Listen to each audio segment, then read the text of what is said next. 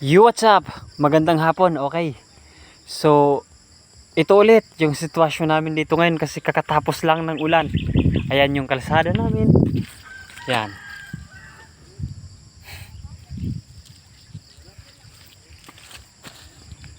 Ayan, ito yung sitwasyon namin, itsura ko ngayon.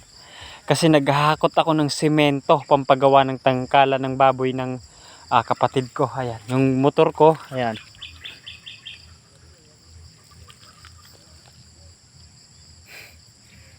Di ba? So, okay. Talaga sanang matugunan to ng gobyerno natin. Ito kasi yung pagpagawa ng kalsada dito sa amin. Ayan. Ito yung naudlot na build program ni dating Pangulong Rodrigo Duterte. So, ngayon, pagkatapos ng termino niya, ayan, hindi na talaga na asikaso. Wala na. Papunta pa to doon.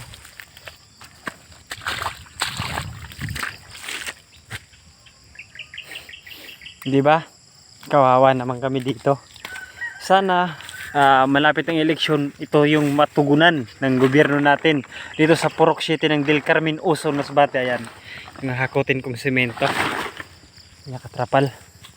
Mahirap, sobrang hirap ng daanan namin. Ayan.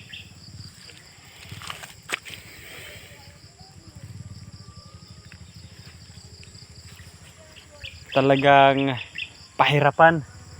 Sana matugunan to ng gobyerno natin. O, ayan yung may bata. Oh. Andra ni mo bon. Masa man laog sa manok? Laog sa manok. Kamay nang nay grocery dito.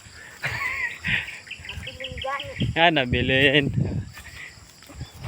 Di ba? Talagang napakahirap ng sitwasyon namin. Ayan.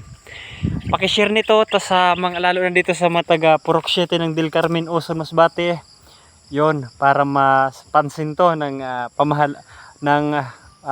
namamahala dito sa lugar natin, okay? Namamahala sa municipal ng Uson. Sana mapansin nyo to. Sana mapasimento nyo tong kalsada natin. Ayan o.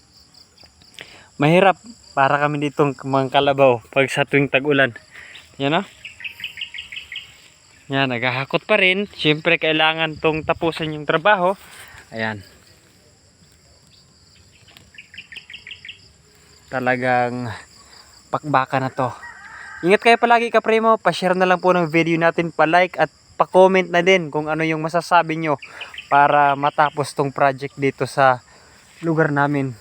Kasi talagang kawawa yung mga taga dito. Okay, ingat kayo palagi. God bless.